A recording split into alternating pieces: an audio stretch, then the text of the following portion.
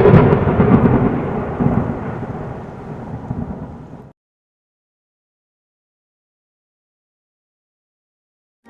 zaman penjajahan Belanda, di kampung Rawabelong, lahir seorang bayi laki-laki mungil dari keluarga sederhana. Ayah dan ibu bayi itu adalah seorang petani. Kehadiran bayi itu tentu saja menambah kebahagiaan pada keluarga sederhana itu. Mereka beri nama bayinya Pitung. Pagi itu, di balai-balai bambu depan rumah, Ibu Pina sedang menggendong Pitung kecil. Setiap selesai memandikan, Ibu Pina selalu menggendong bayinya sambil berjemur di depan rumah dan berdoa. Anakku sayang, kamu harus sehat ya. Kelak kamu harus menjadi manusia yang berguna bagi nusa dan bangsa. Tak terasa, Pitung mulai menginjak usia remaja. Selain belajar mengaji, ia juga belajar ilmu bela diri. Dengan cepat, Pitung menguasai seluruh jurus yang diajarkan oleh sang guru. Sampai akhirnya, sang guru mewariskan ilmu Pancasona kepadanya, yaitu ilmu tebal senjata. Suatu hari, Pitung menyaksikan kekejaman centeng-centeng Bapak Lim, si tuan tanah.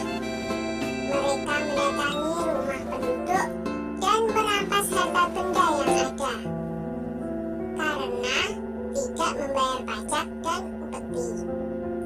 Dengan kejam, mereka memukul dan menyeret para penghuni rumah. Hati kecil Pitung terpanggil untuk menolong mereka.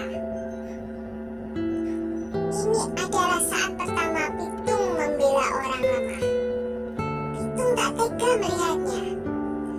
Hai centeng-centeng, kenapa kalian merampas harta orang dan menindas orang yang tak berdaya? Kalau berani, sini lawan aku, tantang Pitung. Mendengar itu, si pemimpin centeng marah. Hei anak muda, berani-beraninya kau menghalangiku. Rasakan ini, hardiknya kepada Pitung. Pemimpin centeng menyerang Pitung dengan gencar, tetapi Pitung berhasil mengalahkannya dengan mudah. Pemimpin centeng itu roboh dalam 2 jurus. Anak buahnya pun melarikan diri ketakutan. Sejak saat itu, Pitung bertekad untuk membela orang yang tertindas. Dengan penuh semangat, Pitung mengajak para penduduk desa untuk bersatu melawan penjajah.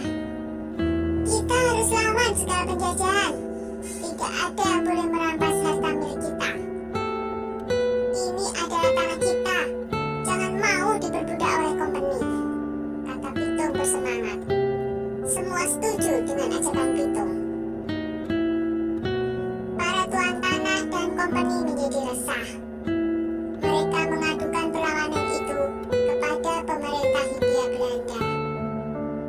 Scott Heine, pemimpin tertinggi di Batavia, memerintahkan aparat untuk menangkap Pitung.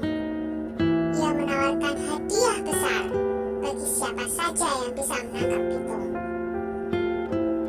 Company menangkap Pak Piun dan Haji Niapin untuk memaksa Pitung menyerahkan diri. Mereka dimasukkan ke penjara di Grogol. Berita itu sampai di telinga Pitung. Ia tidak tega dengan keadaan ayah dan gurunya yang disiksa. Pitung membuat perjanjian dengan company untuk menyerahkan diri dengan syarat ayah dan gurunya dibebaskan dari penjara. Pada suatu hari, company membawa Haji Niapin ke alun-alun kota dengan dijaga ketat oleh pasukan polisi bersenjata. Lalu, Pitung muncul seorang diri. Ia meminta agar gurunya dibebaskan dulu. Setelah Haji Niapin dibebaskan, Pitung maju menyerahkan